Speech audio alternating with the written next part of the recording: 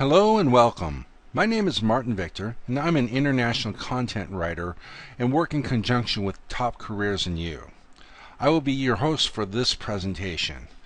While knowing how to correctly write questions in terms of grammar, relevancy, punctuation, and subject matter are very important considerations, there are other considerations that are just as important. For the next few minutes, we'll take a close look at how to write relevant, realistic, and sensitive tests. TCY offers a huge platform that features over 140 test categories, with hundreds of tests available for each category. The test I write, which TCY features, covers a vast range of test takers from school children, university students, and professionals. These are the following basic categories which their tests fall under. College entrance exams. These would include GRE and GMAT, SAT and CAT. These and other tests are all used by various universities throughout the world and in India for admissions. Study abroad tests. These include English proficiency tests such as IELTS, TOEFL, and PTE. Professional job entrance tests. These include Bank PO, Railway Apprentice, and Section Officer. These are just three of the various tests that job applicants can prepare for. Language and general studies. There's a vast collection of English tests as well as tests for French and general knowledge, such as Indian history and geography and other areas of general knowledge. School academics.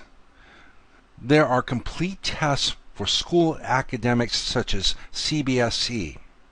And finally, technical competence tests. These would include fire operator, postal assistant, and stenographers. As you can see, there are a lot of tests and a lot of different types of test takers.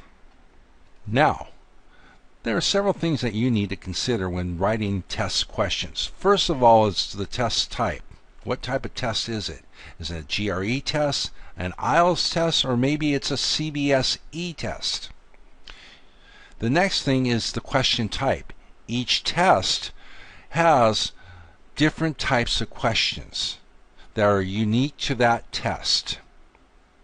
The third thing that you need to consider is the test taker's intellectual level. Fourth is the test taker's cultural sensitivity. And finally, the language. What language are you writing the test in? Would it be Hindi? Would it be maybe Punjabi? Would it be English? And then English, what type of English? Would it be British English or North American English? An important factor that you need to consider when writing tests are your test takers. And there are three important factors that you must take into account. The first is age and maturity level. For starters, you're not going to write questions that are on the same level of a college admission test for school children. Most children will not understand the concepts behind the questions or even the questions themselves.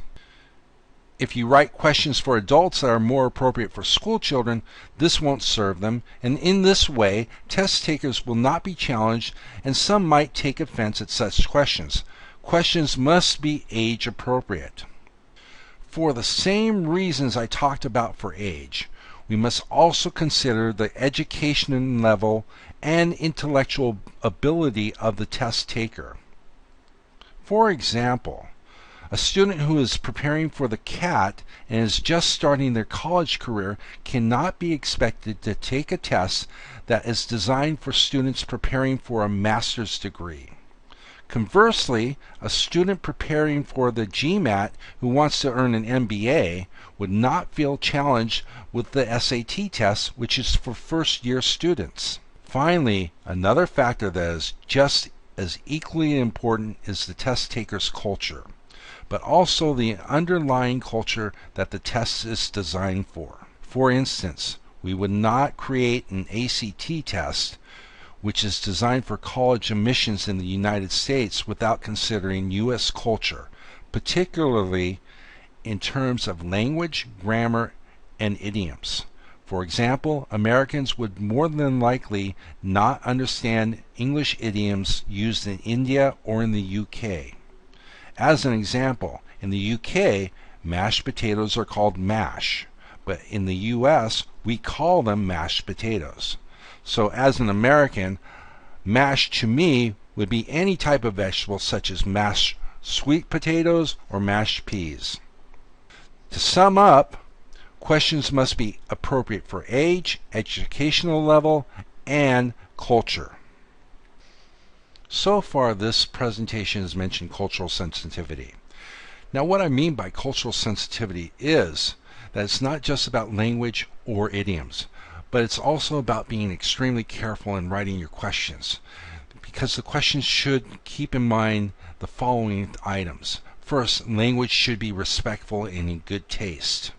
You need to avoid discussing religion, culture, race, politics, and sexuality. Now, there might be some exceptions for college admissions tests, but these must be in the context of science, history, or social sciences.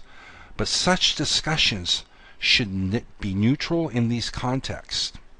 For school children, these subjects should never be discussed.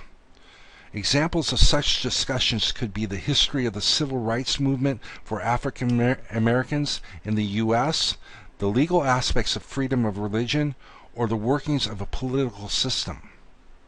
Furthermore, the discussions in your questions should never disparage any group or part of society, and it should never raise one group over another.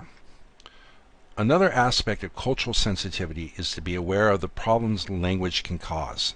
Many words carry a lot of negative connotations and associations and should be avoided. Foul and vulgar language must never be used in any context. This is highly inappropriate and not only can be viewed as disrespectful, but also casts a poor light on yourself as an author. We want to avoid references to death. There should be no question about a person dying, or murder, or suicide. There should never be any references to the use of alcohol, drugs, or tobacco. There might be questions written in reference to the chemical properties of alcohol, specific medications, or perhaps historical perspectives or social aspects of tobacco. But questions should never be written in the sense that the use of these is being promoted. These questions might be appropriate for adults, but never for school children. Now, unless it is for a test for biology, there should never be any reference to sex or sexuality, and these are never appropriate for school children. Another thing is references to scary things such as monsters, the occult, magic, ghosts, and similar subjects. These are best avoided.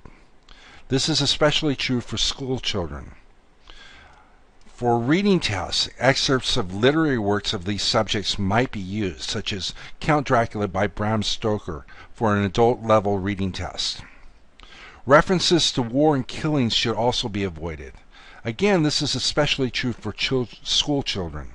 Excerpts from literary or historical works might be used for reading tests designed for college admission tests, or other age-appropriate tests might be used, but should avoid any description of killing. There are certain topics which should, for the most part, be avoided. Rape, murder, suicide, and other crimes must be avoided. This is particularly true for young children. If you are designing reading tests, it might be okay to discuss crime in general, but you should refrain from rape, murder, and suicide at all costs. As I mentioned previously, sex and sexuality should be avoided. War should be avoided as well, particularly for school children. Again, if designing reading tests, war could be discussed, but should avoid any references to killing. Finally, as I mentioned, drugs, alcohol, and tobacco use should never be discussed, or discussed in a manner in which the use of these are being promoted. Such questions are never appropriate for school children. Your basic guideline and rule of thumb should be, if it's questionable, avoid it. There are also a number of words which should be avoided. Certain words carry negative connotations and associations. Some words are not commonly used anymore, or they're not used in specific cultures. Now, the list before you is not a complete list, but these words should be avoided. The first is dealer. Dealer has connotations with drug use. So if you want to talk about a specific dealer, such as a car dealer, just use car salesman. Bulb, this is an old term that's used for a lamp. Nowadays we just see lamp. Fag or faggot. These are not used because in the U.S. these terms are used for a male homosexual and they're derogatory terms. Cum. The word cum has sexual connotations. Furthermore, in phrases such as exhibition cum sale, in the U.S. no one's going to know what that means. Drug, drugs, and drugged. These all imply illicit drug use. Instead, you want to use medication, medicines for this. Drunk, stoned, high, tripping, or trip. These words are associated with drug and alcohol use and should be avoided. Bitch. Bitch typically means a female dog. However, in U.S., it also means an ill-tempered woman and is considered highly offensive. Lift. Now, lift is okay to use, but if you're writing for the American audience, you want to use elevator. Most Americans are not going to understand what you mean by lift. Words with sexual connotations or references to body parts, such as dick, ball, snatch, boob, tit.